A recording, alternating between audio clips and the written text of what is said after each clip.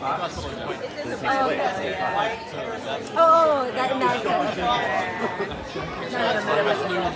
Yeah, okay. There's like a lot there. Hey, thanks for joining, Greg. Your body, life's way, like what's happening?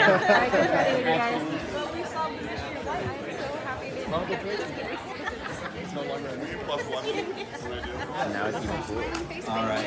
Hey, welcome Actually matches everybody. your hat. What's us? Good morning. How's everybody doing? Awesome.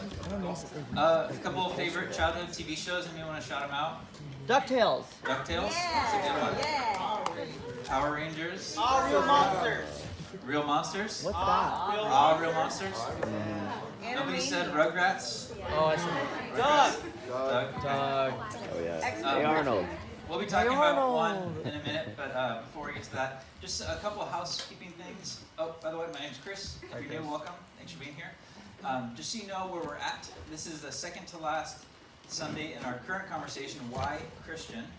Last week we had a panel discussion, and it was fantastic, and it went so well that we want to do it again next week. And we'll wrap up our this kind of series with a panel. This coming week is actually kind of a big week for Oak Life. Just to reiterate those announcements, next weekend we have Operation Cranberry Sauce on Saturday, church Sunday morning, and then Friendsgiving Sunday night. So it'll be a full time to serve, hang out, eat, and give food away. And then the last thing I want to say is we're starting after that an Advent series that's going to be about joy and music. I think we're calling it Make a Joyful Noise. And so there'll be different styles of music for a couple weeks. There's going to be a takeover by Lyrical Ops, which is a spoken word hip-hop nonprofit. There's going to be a gospel Sunday, and so there'll be a couple different speakers. When we kick it off, our friend Erin from Vacaville, Pastor Erin, she's going to be leading us. Just be excited for that. I think that's it. So if you've been here, we've been in this conversation. We've been calling Why Christians, and we've been doing two things. One is hearing from people's stories, and the other is cathartically acknowledging that Christians are weird. That we have a lot of weird uncles in our family, and sometimes in order to deal with the trauma, we need to vent about it together. And so some, to varying degrees, some of these things that we've shared each week have been more consequential. Some have just been silly, and for me at least, it's been really fun because people have sent me stuff, and it's hilarious. And it kind of gets at the point that we have issues as a faith community. These are kind of silly anecdotal things often, but on a more significant level, we've got problems that we have to work through, and we should acknowledge them and let them breathe the ways that we've been bad so that we can heal from them and reconstruct something healthy and hopefully redeeming in our world, which has been kind of the hope of this conversation. So this week's Christians Being Weird segment might hit close to home for some of us. You might know where I'm going based on the couch conversations, but every faith tradition has a hope of passing itself on to the next generation. And those traditions, religions, so forth, will go to great lengths to find some way to communicate their story, their ideas, to emerging generations. And Christians are no different than this. And one of the ways we've done this, most recently, in America at least, is through anthropomorphic vegetables. Yes. How many people know what this is? Everybody knows what it is. How many people don't know what it is? A couple people. All Good right. for you. Yeah. Good for you. I didn't grow up with VeggieTales, but I worked at churches, so I just was, by proximity, exposed to it. I often think about if you took one of the disciples, or any of the first century Christians, and told them that like 2 millennia later, on a continent you don't know of, we're going to retell your stories through cartoon vegetables, they'd be so weirded out, right? It's a bizarre thing. Not to mention, what's that person's second, and they may know their names. Bob. Bob the tomato. Tomatoes aren't vegetables.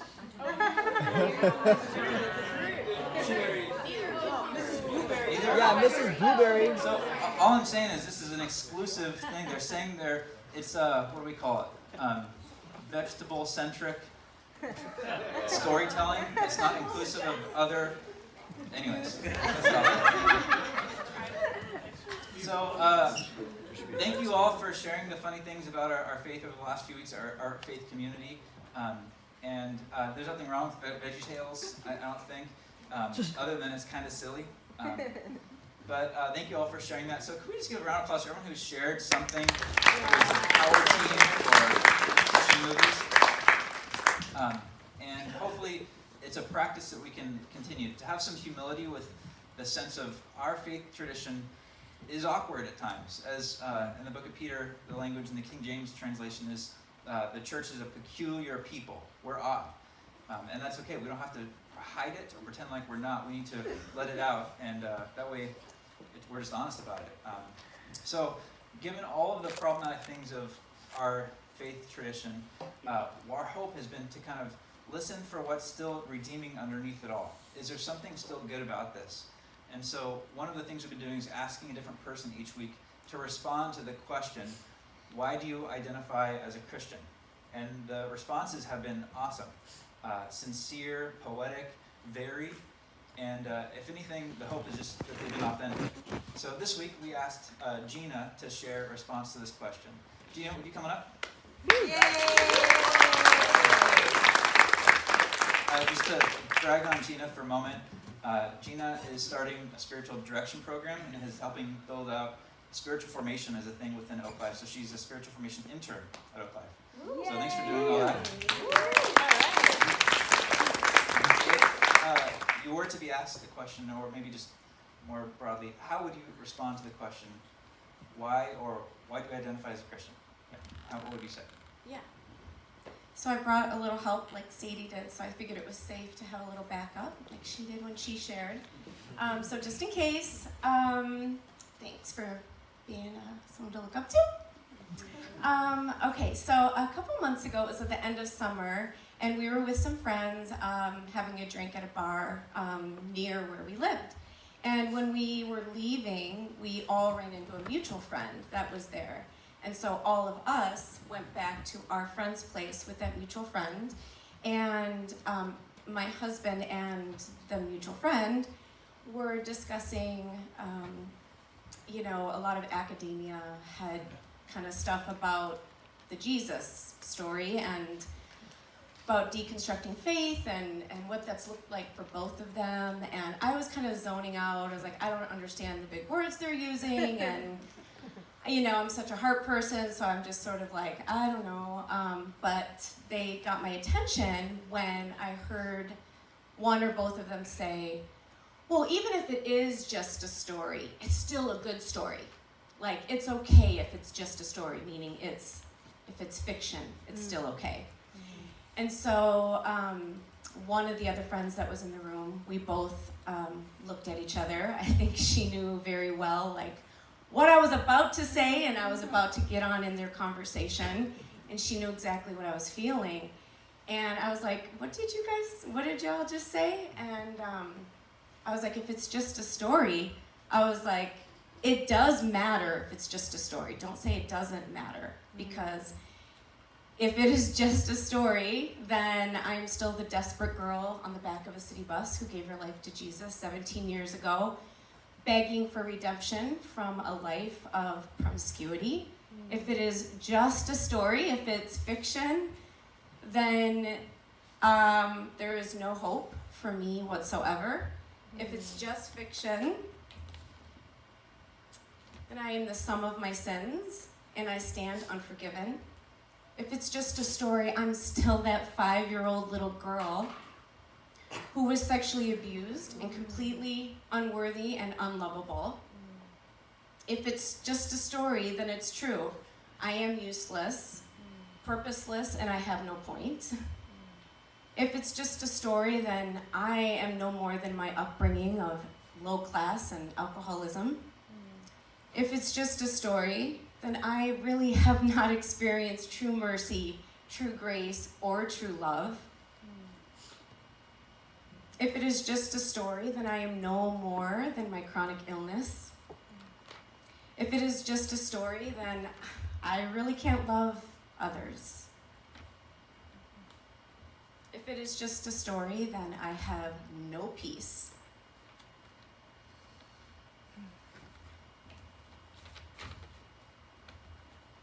If it's just a story, if it's just fiction, then my body really is ugly.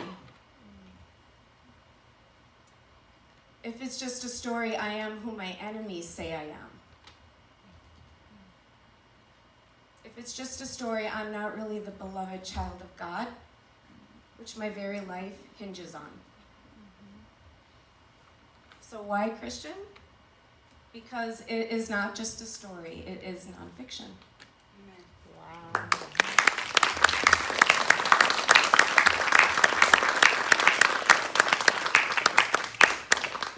Thanks again, Gina.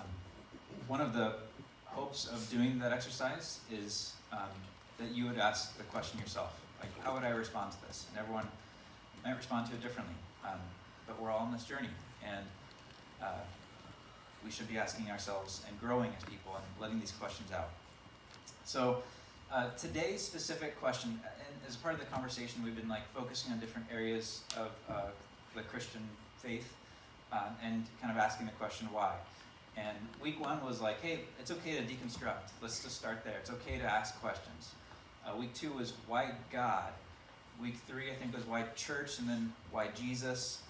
Pastor Leah talked about why theology, and we talked about why practices, like why do we do the things. Today, I wanted to kind of narrow in on a question that should be pertinent to everybody in here because you're in here, and the question is why Oak Life? And I don't mean like in a sales pitchy way, like why this church, but why churches that are doing the work of justice and inclusion. Why does it matter? And this is kind of a reflection of my own heart over the last few weeks, and kind of some convictions that I feel like God has been bringing up that actually this stuff really, really matters, the work that we're a part of, and that I hope we can all be invited to join, that this isn't just some vanity project, or it's not just some new hip church, but there is some real life and death consequences to this kind of work in the world, and it's desperately needed. So that's a question I want to ask with you today. The way we're going to wrestle with this is by asking a similar question to somebody from the first century. Why did they do the work of church? Why were they involved with it? Especially because it's so messy and challenging. The person we're going to ask this question to, and kind of through some ancient letters, psychoanalyze them in a sense. So it's a little bit speculative, but I think we can get at the heart of this person a little bit. The person is going to be the Apostle Paul. And I think of a picture of Paul, always holding a book in the iconography, because his writing is 2/3 of the New Testament, largely in letters. We're reading somebody's letters between one person and churches or individuals, and often is seen frowning or kind of just angry looking, and often bald. And if you read his works, you sometimes get the sense that he's stressed out and maybe even angry at some things. And I like this because it humanizes the text. We're reading people's writing. And one of my favorite things about Paul is when he says things like this. He says, hey, this is Paul speaking, this isn't God. This is my opinion on this. And then we've canonized that and made it all God, which creates all sorts of questions. So Paul is a fun one just to bring up the questions. Does this apply today? Like a corollary, when Paul says this, does it literally mean that for us today? Or are we just reading somebody's letters that might be contextual? All that's to say, Paul brings up tension, and the tension's good. These are questions that we should ask. So we're going to read mostly from a couple letters he wrote to a church in Corinth, which is where that star is. This is Mediterranean. Athens was a regional hub, and Corinth wasn't far from there. It's a city where a church was founded in a cosmopolitan area. It's an isthmus. There's 2 ports around it.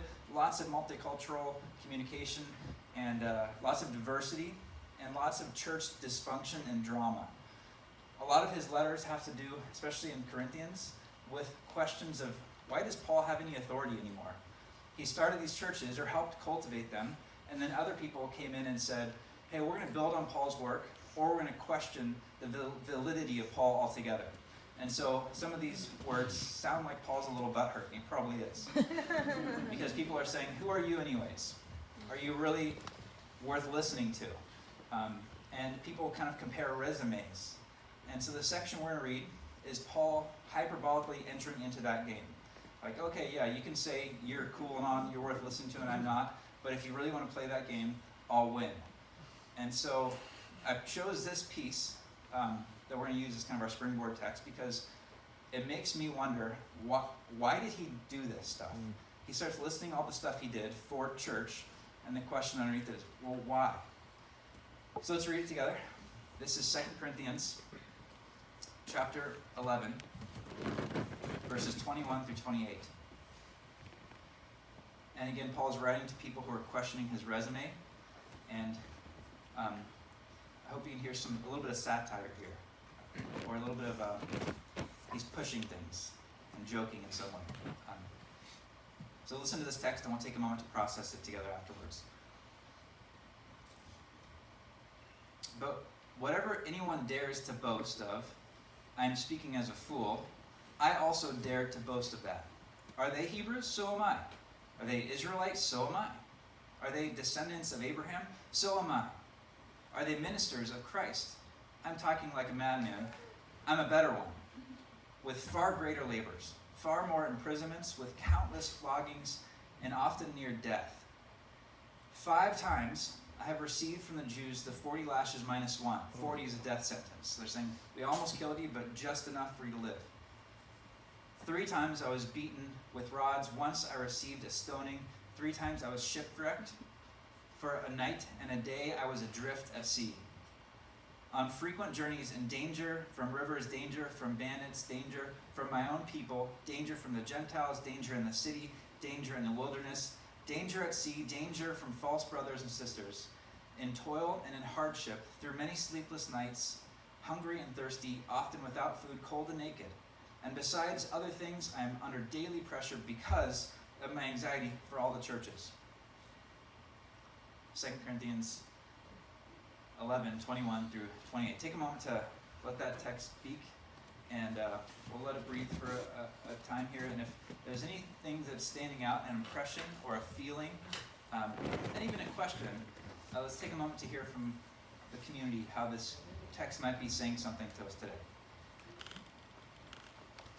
Would anybody like to raise their hand? Yes. And be sure to speak up so everyone can hear.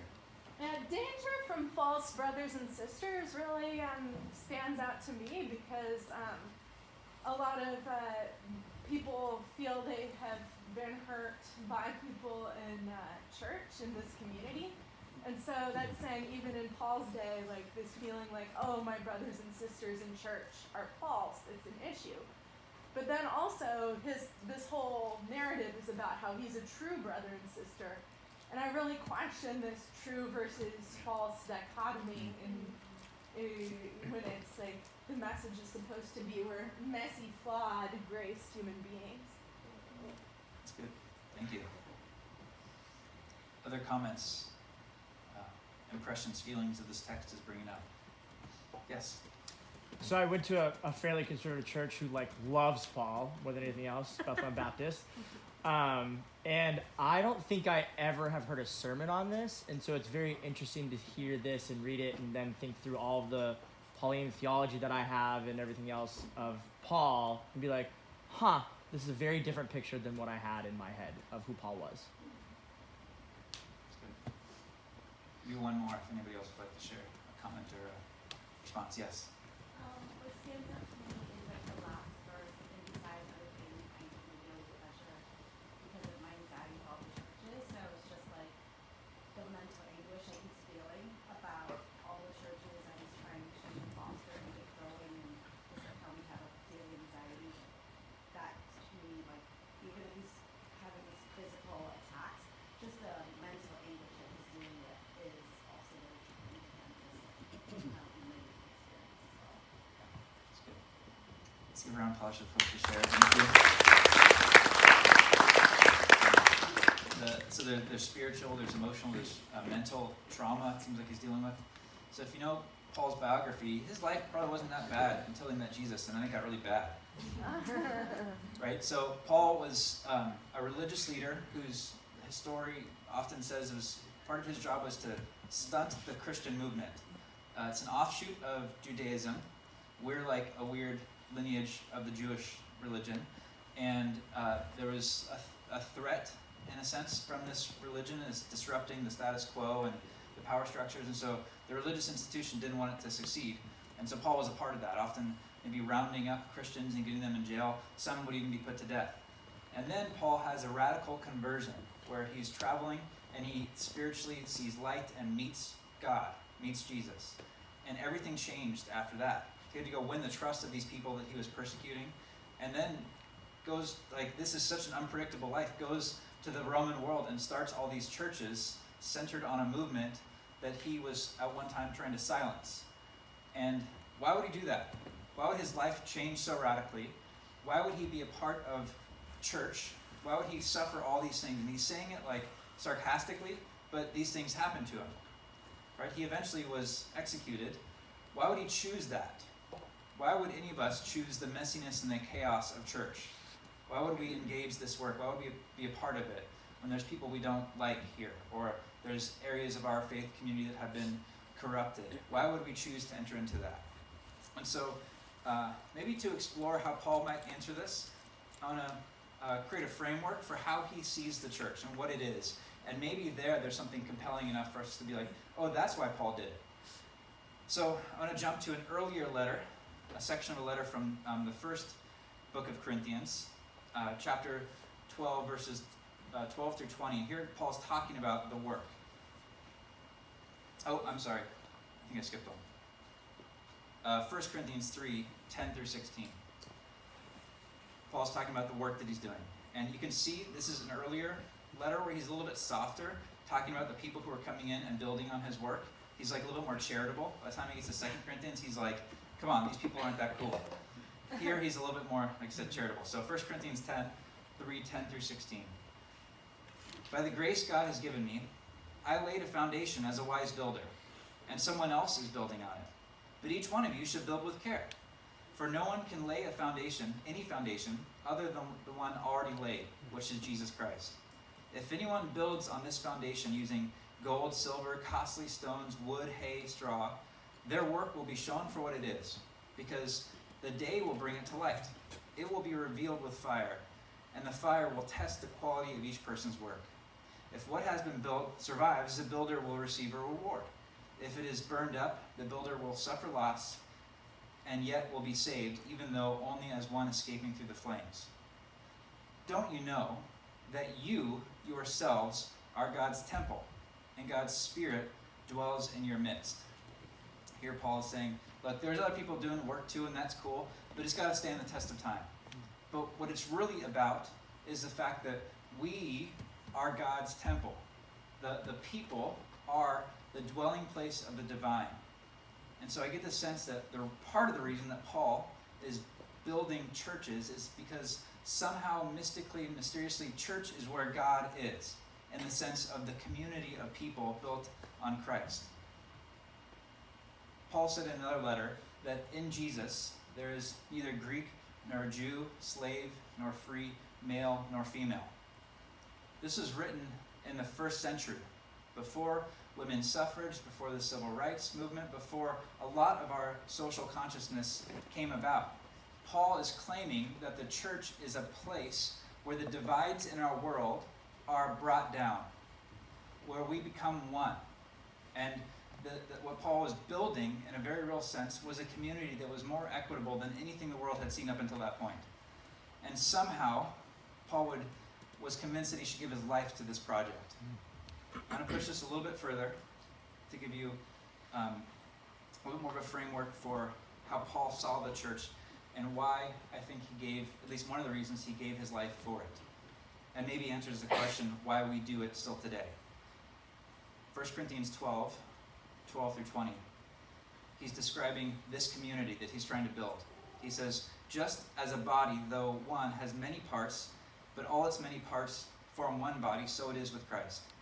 For we were all baptized one Spirit, as to one body, whether Jews or Gentiles, slave or free. We were all given the one Spirit to drink. Even so, the body is not made up of one part, but of many. Now if the foot should say, because I am not the hand, I do not belong to the body, it would not for that reason stop being a part of the body. And if the ear should say, because I'm not an eye, I do not belong to the body, it would not for that reason stop being a part of the body. If the whole body were an eye, where would the sense of hearing be? If the whole body were an ear, where would the sense of smell be? But in fact, God has placed the parts of the body, every one of them, just as he wanted them to be. If they were all one part, where would the body be? As it is, there are many parts, but one body.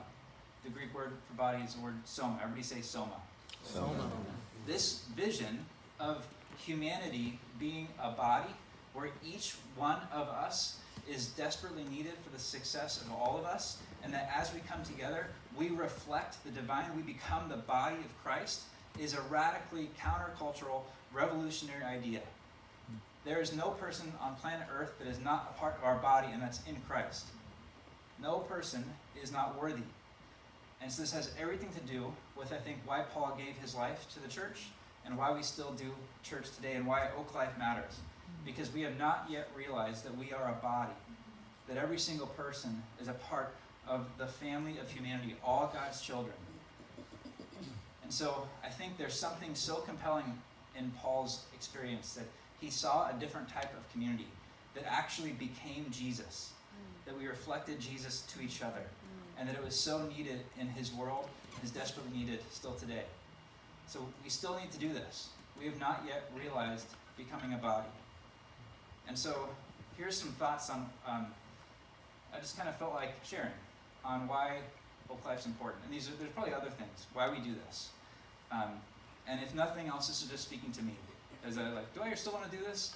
Okay, I think I still want to do this. So here's some thoughts on why we do this, why Oak Life. And again, when I say Oak Life, what I'm really thinking is communities that are trying to offer an alternative view of Christianity that is both just and inclusive in North America. It's life and death work. So why do we do it? First, there's just 3 reasons, and I'm going to explain them a little bit more in depth. There's others too. It's fun as well. Why do we do Oak Life? One, we do Oak Life because we get to join the work of reconciling parts of the body that have been excluded or cut off.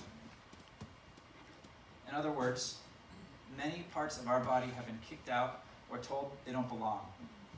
Oak Life, I hope, at least the hope, is we get to join the work of re-including those parts of our body for all of our benefit. Number 2, we do Oak Life because we get to join the work of transforming parts of the body that are sick, atrophied, cancerous, or poisoned. Large swaths of our church and our culture are sick. And so I hope one of the things that Oak Life offers is some sort of medicine to the rest of the body.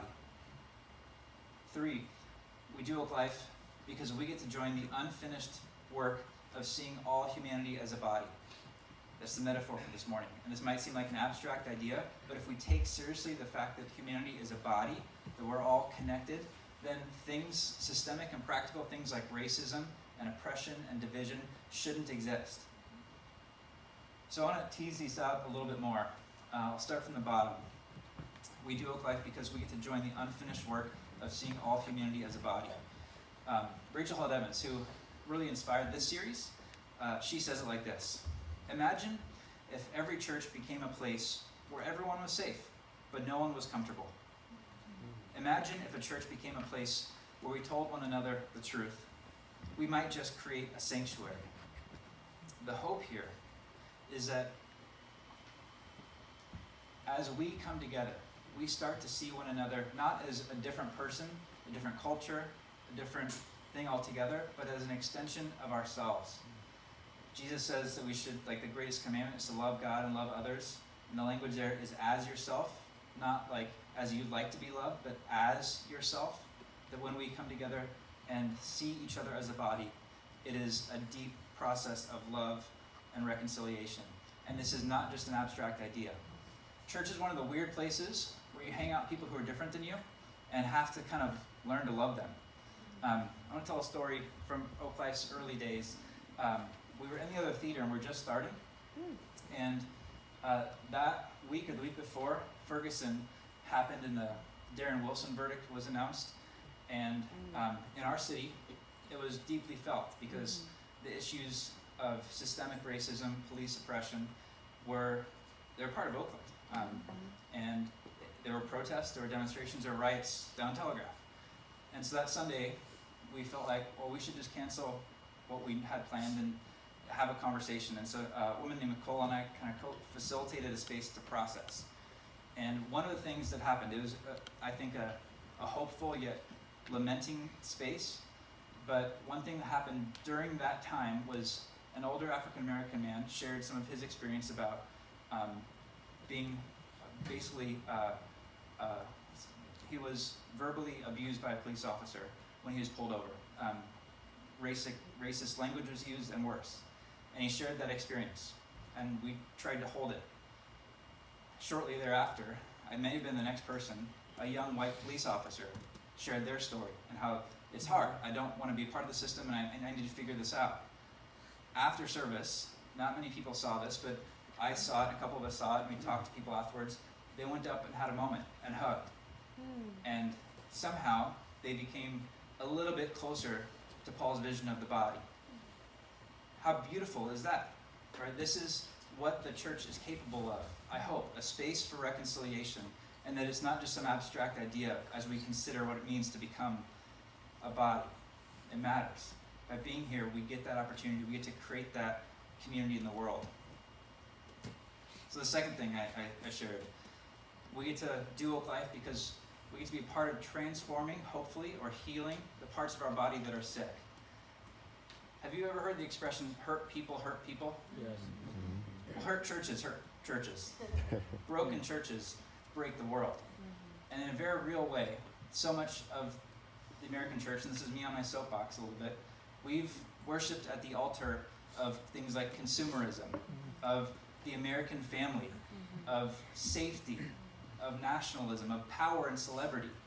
And that's kind of the dominating expression of Christianity in America in many ways. I mean, this is a side note, I might get in trouble for bringing it up, but today Kanye is leading Sunday service at Joel Osteen's church. Right? There's beauty in that somewhere, but there's also He's trying so hard. that wasn't scripted. I'm sorry. But I've been thinking about it because I hope that God uses that. But in many ways, that's the expression of Christianity in America.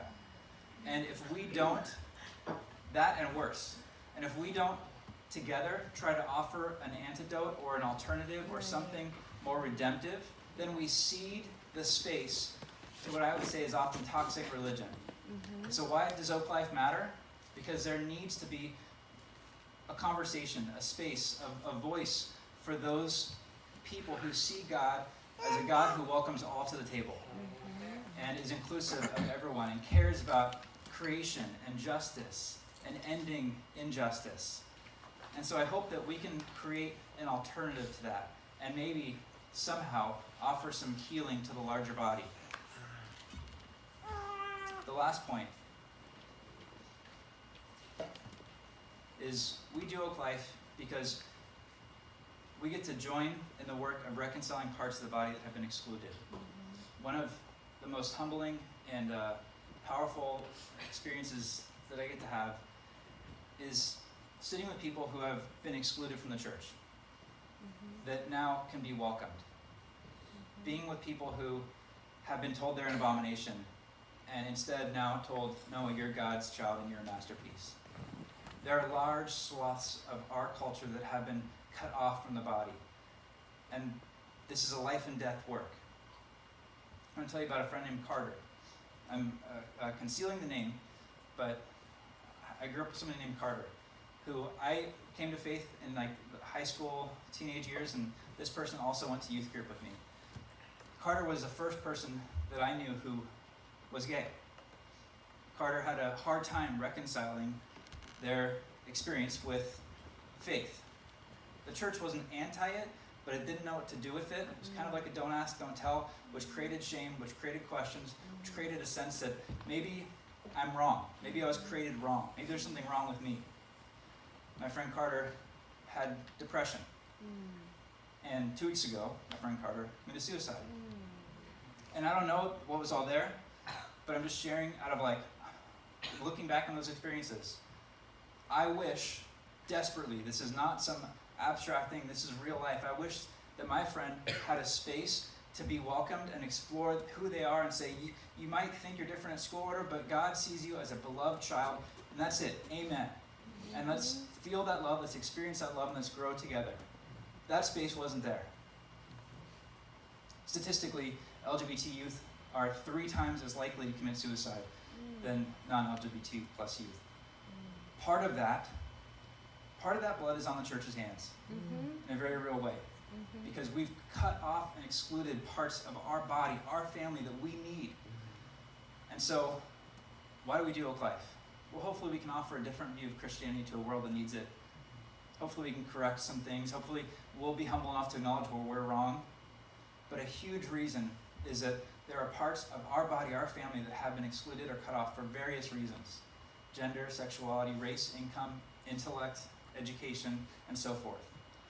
So why does this work matter? Because we're limping. Parts of our body are bleeding, have been literally severed. And if we don't do something, we're all going down. We're all missing out on the beauty of God's family and the promise of being a body.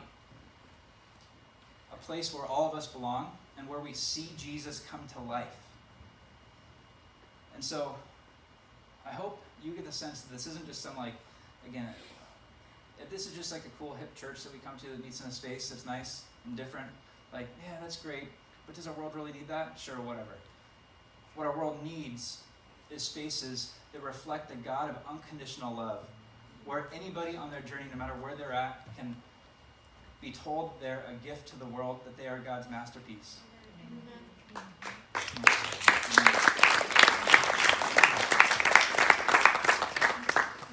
And this is one of the many spaces. I think we do Oak Life to remember who we were created to be.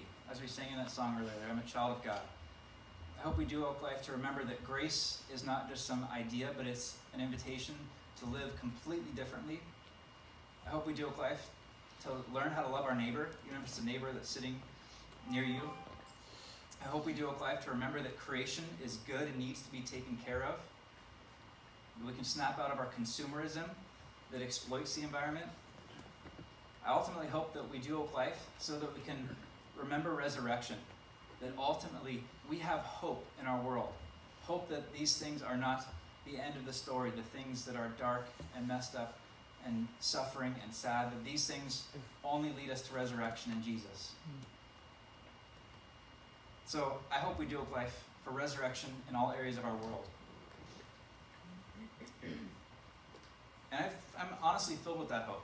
To be honest, we went to this conference a couple weeks ago, and God's doing something beyond just this space.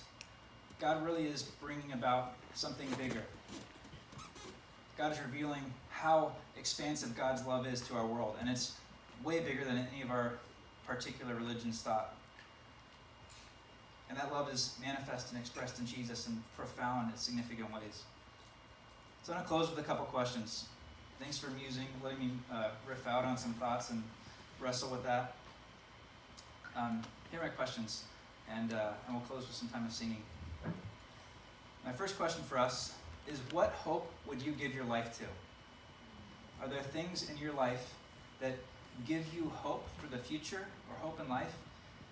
And would you give your life to? Maybe this is the hope for the future generation. I want to love my children well and offer them a life that is unique and good. Maybe the hope is I want to offer healing to my clients.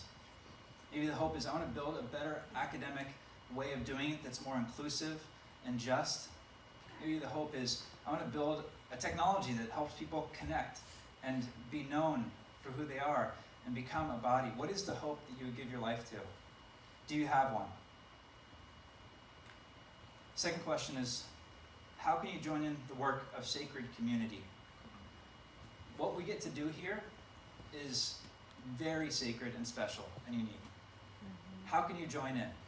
How can you be a part of creating and cultivating the body in our world, the body of Jesus in a sacred community?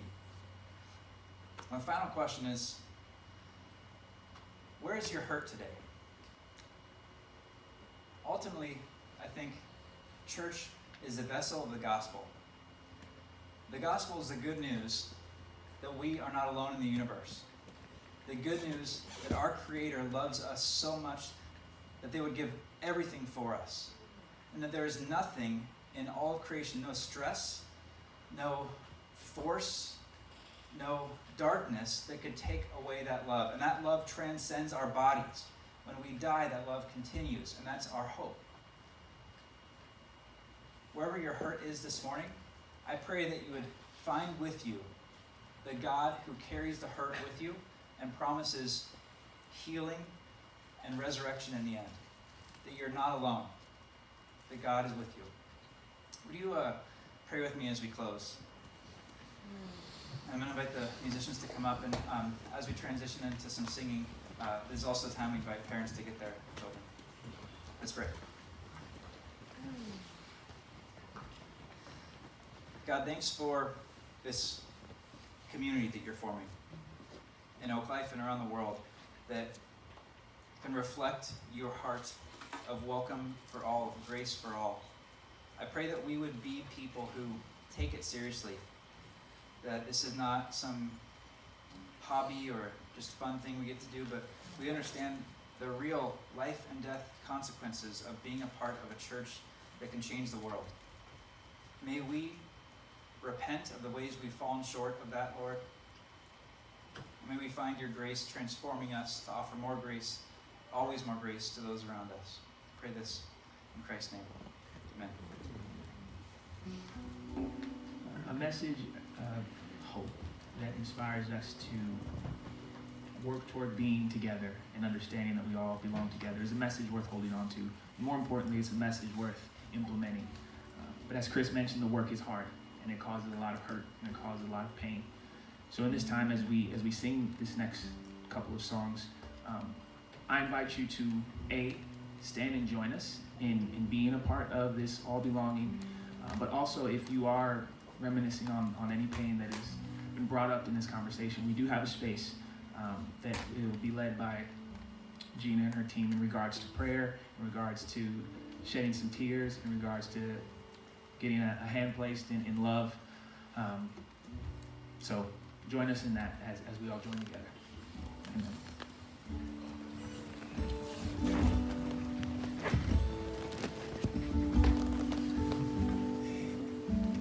When you're not sure who you really are, when all you feel is the shape of your scars, and you have more wounds than you can count, open your eyes, look all around. You aren't alone, this is your home. Come and remember who you are here.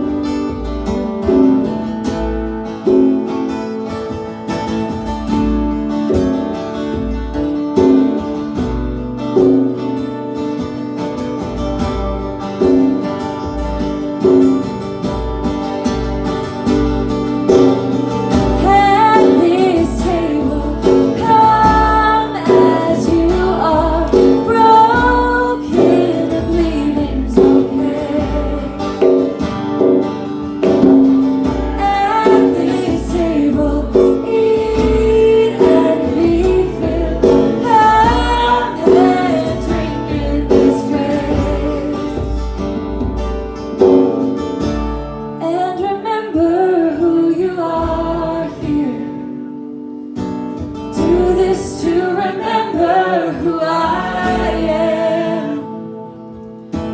Come and remember you belong here. All belong here.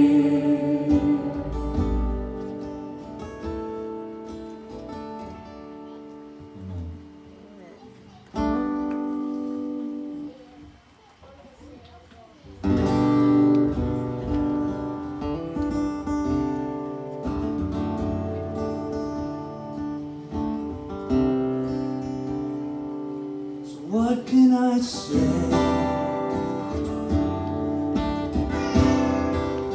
What can I do?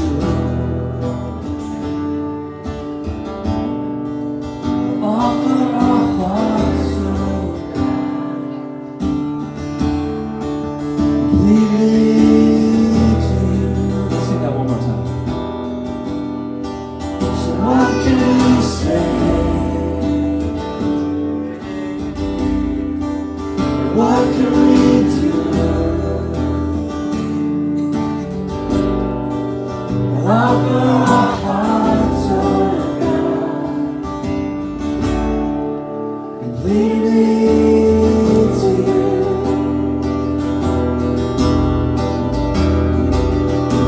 You stood before creation, eternity in your hand. You spoke the earth into motion, our souls now sing.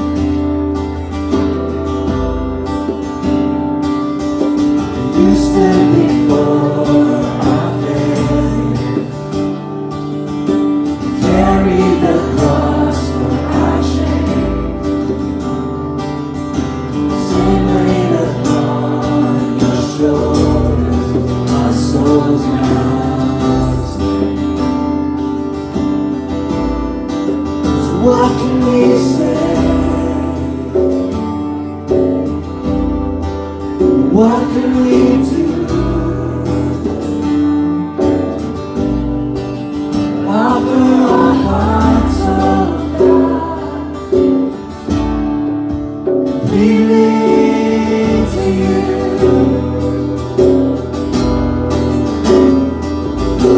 We'll walk upon salvation, Spirit and life in us. It's like to declare your promise, our souls now sing. So what can we say? What can we do?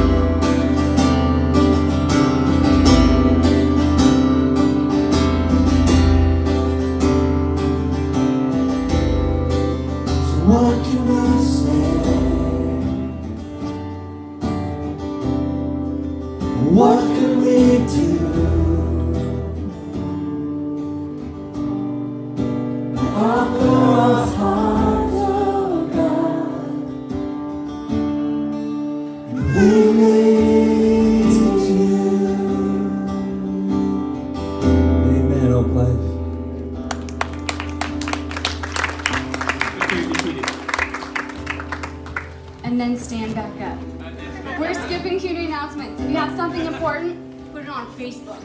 Just kidding. That's not where important stuff goes. But we gotta go. So we're skipping straight to benediction. Aww, adorable. God of love.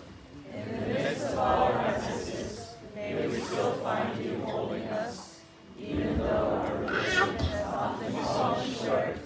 Help us to be people of redeeming faith and reconciling lives, giving and receiving your love in Christ. In your presence, may our doubts be welcomed, may our scars find healing, may our mistakes be forgiven. Be with us now as we go forth to love and serve the world. Amen. Amen. Thank you, everybody. Have a great week.